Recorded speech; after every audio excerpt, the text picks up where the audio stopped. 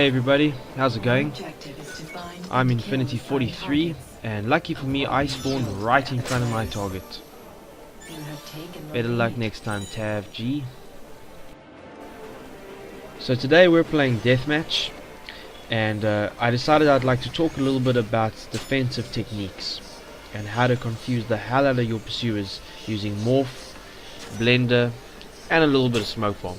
And hopefully I can give you a couple of tips to help you play this game better. Now my target's on the other side of the room there, but he looks like he's going downstairs, so I'm going to join this blend group and await my pursuers, see if I can score some points off them. And I just know this deacon doesn't mean me well, and unfortunately for him I've got blender, so he picks the wrong man and I'll bounce his face off the table. Now let's talk about blender for a minute, because as you saw, even though I dropped a smoke bomb, he attacked the NPC that looked like me before the smoke bomb had an effect. So the blender is what actually saved me there. Blender is a perk you can add to your ability set that will change one NPC in any blend group to look like you when you join that group. So if you're walking around in a group of civilians, or if you're standing in a group like I am here, one of the NPCs at least is going to look like you. And it doesn't cost you anything. It isn't an ability that regenerates over time. It's always available, so it's a great addition to have in your ability set, and I have it in every ability set that I use, because then there'll always be more than one of you on the map. This guy's coming at me and I'm gonna smack him in the face with my picture of ale. But now I'm defenseless. The deacon knows who I am. I've got no smoke bomb or anything. He's gonna get the kill on me. I don't think he took too well to me bouncing his face off the table there. Anyway, so blender, yes, it's a great thing to use. I recommend you do use it. If I can give you one more piece of advice, if you are going to use blender, try to stand next to the NPC that looks like you. Like, don't do what I'm doing here. When you're on opposite sides of the blend group, your pursuers can use line of sight to work out who you are. If they stand behind a wall or something, they can see which one of you falls within their line of sight and work out which one is the NPC and which one is the actual target. So as far as possible, try to be next to your NPC when you are using blender. FYI, if I may go slightly off topic for a moment, I have no idea what the name of my character is that I'm playing as today, but he looks pretty creepy, but I quite like the look. Some of the characters in AC3, they don't really appeal to me that much. He's one of them that does. Targeting close proximity, and you don't win matches by only being defensive. You got to get a kill here or there. So I'm going to go in, and your decoy is not going to fool me, sir. You are dead. Damn it! Now I'm dead too. Things can get really scary when you got lots of pursuers. And one thing I have learned about this game: when you're in first place, it loves to throw plenty of pursuers your way. And it becomes really difficult to stay alive, even if you are being defensive. Okay, so we got 6 minutes left. I'm in first place. Joe Bros is my target, and somebody's just been shot. So I'm gonna join this group here and await some action. And I've got 2 pursuers now, so let's see who they are and when they get here. The deacon's creeping up on me again. Now it looks like he's trying to use the wall to get line of sight, so he can work out which one of the 2 is actually his target. That's a pretty good idea. Unfortunately for him, now I know he's my pursuer, and here comes another one in Thief. So chaos has erupted. Somebody dropped smoke bomb. Looked like somebody dropped firecrackers. All I know is I got a stun on my pursuer, and luckily for me, I walked straight into my target, and as you can see that he was using blender, but I luckily managed to choose the right one. And then the deacon comes and ruins my day again. Now the other ability set I have available to me today is morph, and I haven't used it too much yet. I haven't really had the need for it, but let me tell you a little bit about it. Morph is essentially blender on steroids. Instead of changing one NPC like blender does, it will change anywhere from 4 to 6 NPCs that are in close proximity to look just like you. So if you join a blend group and you want to make everybody look like you, go with morph. It will confuse the hell out of your pursuers, and if the guys in your game lobbies are anything like most of the players in mine, when they encounter a morph group, they end up just standing there trying to work out what to do, making themselves completely obvious and revealing themselves as your pursuer, and then you can plan accordingly in order to stun them.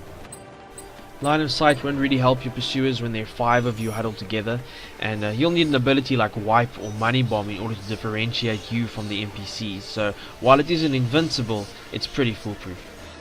This sharpshooter is definitely one of my pursuers, so I'm going to drop a smoke bomb and punch some of his teeth out. Now I got a lure down there, and then unfortunately I lose my brain completely and kill an NPC for no reason.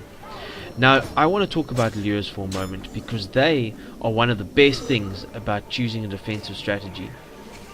Now a lure is something that you will receive when you either trick your pursuer into killing an NPC, or from what I can gather, if you get your pursuer to sort of hang around trying to work out who you are for a certain amount of time, you'll be rewarded a lure. Now the first thing about a lure is that it gives you 100 points immediately, so without actually doing anything you get 100 points added to your score. The second thing is when you receive a lure on one of your pursuers, that pursuer is unable to kill or stun for a brief amount of time. It's somewhere between 5 and 8 seconds, which means they're defenseless if you walk straight up to them and punch them and score a stun off them. So you can basically turn a stun into 300 points, because you'll get 100 points for the lure and 200 points for the stun, and maybe even some more points for variety. So if you are using blender or morph, do keep an eye out for them.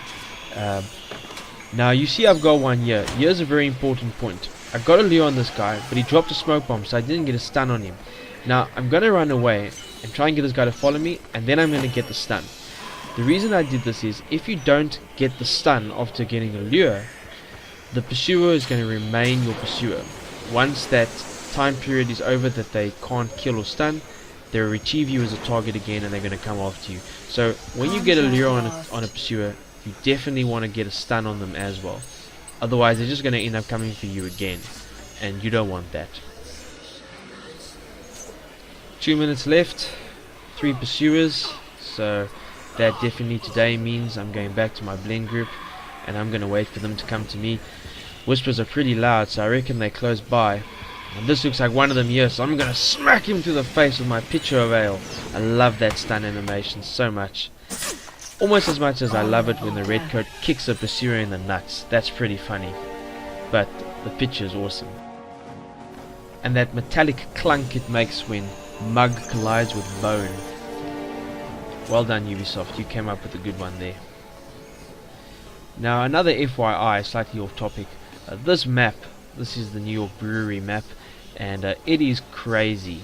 Not necessarily in a bad way, but it's laid out in such a way that it's just chaos. You've got this top section, which is very open apart from the occasional wall, which means you can see so much of what's going on. So when you do something that's high profile, your pursuer and your target can see you, and vice versa. When your target or pursuer does something, you can see them very easily, and it makes for some pretty fast gameplay. You could go downstairs to try and get away from the intensity of it, but the problem is nobody ever goes downstairs. So if you go and hide downstairs waiting for something to happen, you're basically never going to see any action. So that doesn't really work. You just got to stay up here and sort of survive it. Now DWA Slayer here is my target, and you see I'm trying to pull a pistol shot on him, which I ended up missing.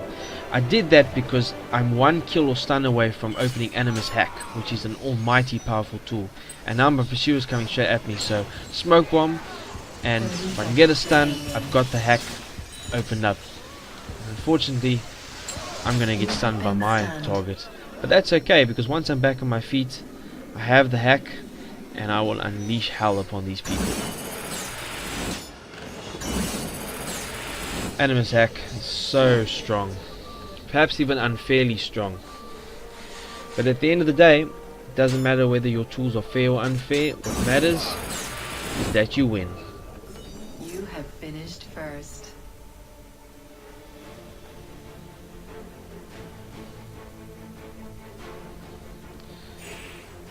Man, that dude looks so creepy, man.